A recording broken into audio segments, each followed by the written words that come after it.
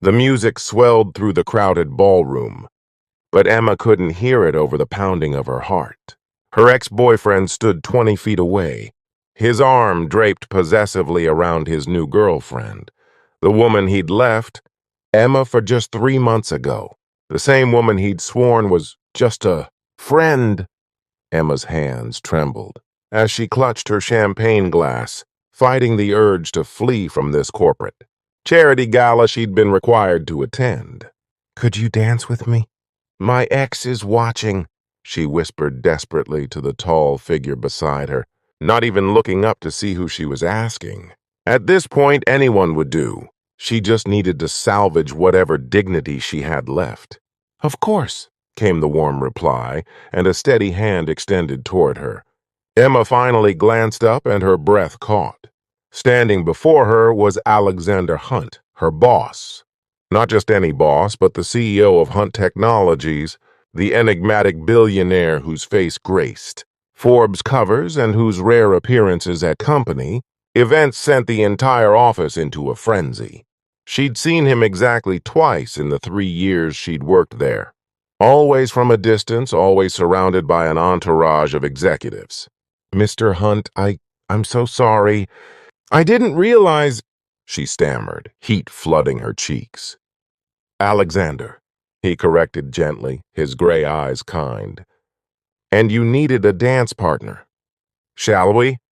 Before she could protest or die of embarrassment, he guided her onto the dance floor with the practiced ease of someone accustomed to charity balls and high society events. His hand settled respectfully on her waist, and they began to move to the music.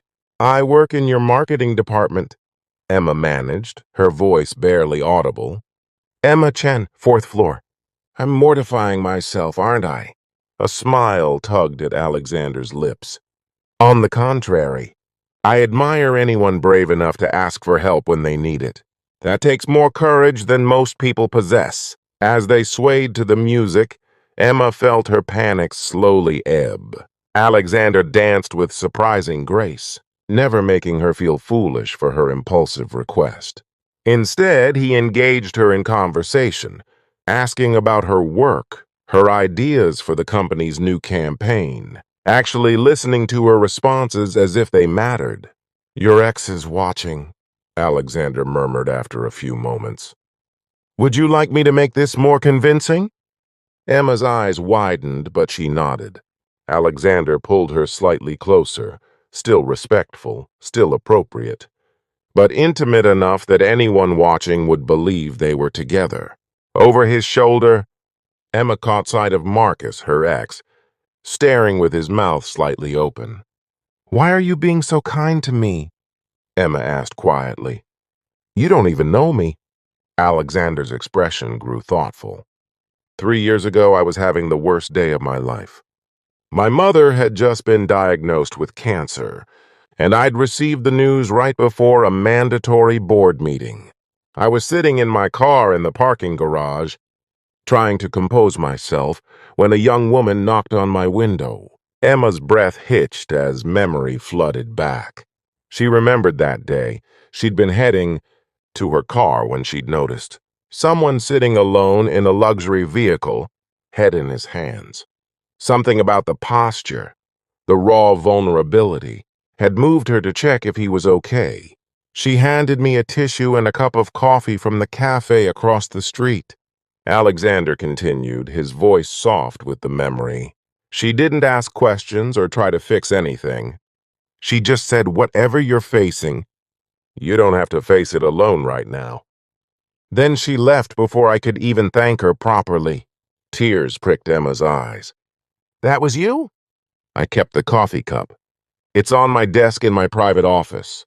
It reminds me that kindness from strangers, kindness with no expectation of reward, is the purest form of humanity we have." He met her gaze. "So when someone who once showed me compassion needs a dance partner to get through a difficult moment, it's the least I can do." The song ended, but Alexander didn't immediately release her. "Your ex is approaching," he warned. Would you like to continue this charade, or would you prefer to face him? Emma straightened her spine. I'll face him. I can't run forever. Alexander nodded approvingly and stepped back, but he didn't leave her side. Marcus arrived with his girlfriend in tow, his face a mixture of confusion and something that looked uncomfortably like jealousy. Emma, I didn't expect to see you here. I work for Hunt Technologies, Emma replied evenly. I was invited. Marcus's eyes darted between Emma and Alexander, clearly trying to piece together their connection. Right, well, you look good. She looks remarkable, Alexander interjected smoothly. If you'll excuse us, we have much to discuss regarding the upcoming campaign launch. Emma's been leading the project, and her insights have been invaluable. Emma's head snapped toward him in surprise. She was part of the campaign team, but hardly the lead. Yet Alexander's expression remained serene, as if he'd stated an undeniable fact. Marcus fumbled for words before finally retreating with his girlfriend, who shot Emma a look of mingled curiosity and envy. Once they were gone, Emma turned to Alexander. I'm not leading that campaign.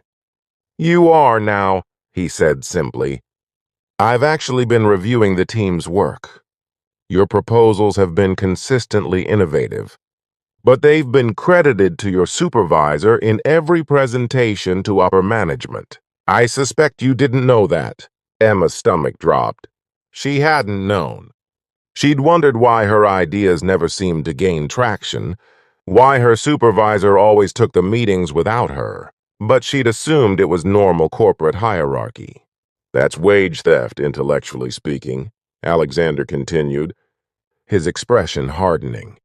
And it's going to be addressed. But more importantly, I want to offer you a position in my executive innovation team. You'd work directly with department heads to develop campaigns that align with our company values, which, despite what you might think, aren't just about profit margins. I don't understand, Emma whispered. Why would you do all this? Alexander's expression softened. Because 3 years ago, a stranger showed me that there are still people in this world who help others simply because it's right, not for recognition, not for reward, just because someone needed kindness at that moment. He paused. You could have walked past my car that day. Most people did. But you stopped. You saw another human being in pain, and you responded with compassion. How did you even know it was me? Emma asked, overwhelmed. I had security pull the garage footage that evening. I wanted to find you, to thank you. But by the time I tracked down your identity, I worried approaching you would seem like favoritism or, worse, inappropriate, given our professional relationship. So I've watched your career from a distance, making sure you had opportunities, though apparently not closely, enough to catch your supervisor's theft. His jaw tightened. That ends now. Emma felt tears spilling over. After months of feeling worthless following Marcus's betrayal, after years of feeling invisible at work, here was validation she'd never expected from a source she'd never imagined. I don't know what to say, she managed. Say you'll consider the position. Say you'll let me take you to dinner, not as your boss, but as someone who owes you a proper thank you. That's 3 years. Overdue.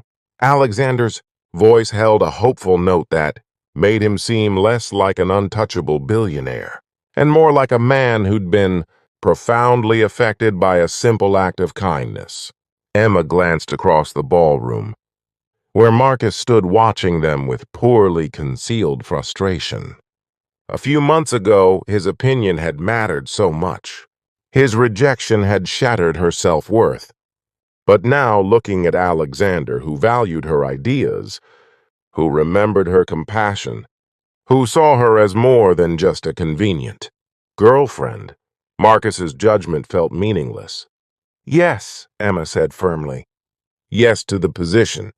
Yes to dinner. Yes to whatever comes next. Alexander's smile transformed his usually serious face. making him look younger, more approachable. Then may I have another dance? This time, not because your ex is watching, but because I'd genuinely like to. As they returned to the dance floor, Emma realized that sometimes the worst moments lead to unexpected blessings. Her spontaneous request to a stranger had revealed he wasn't a stranger at all. He was someone whose life she'd touched, without knowing it, and who had been looking for a way to return that kindness ever since.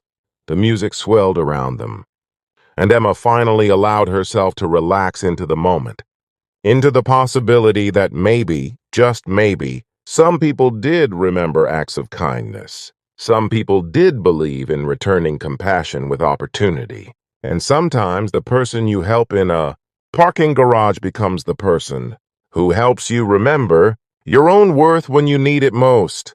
6 months later, Emma would launch the most successful campaign in Hunt Technologies history. A year later, she and Alexander would return to this same ballroom for the charity gala, but this time as partners in both business and life. But in this moment, none of that mattered. What mattered was the simple truth that kindness echoes forward in ways we can never predict, and that sometimes the smallest gestures create the biggest ripples in the vast ocean of human connection.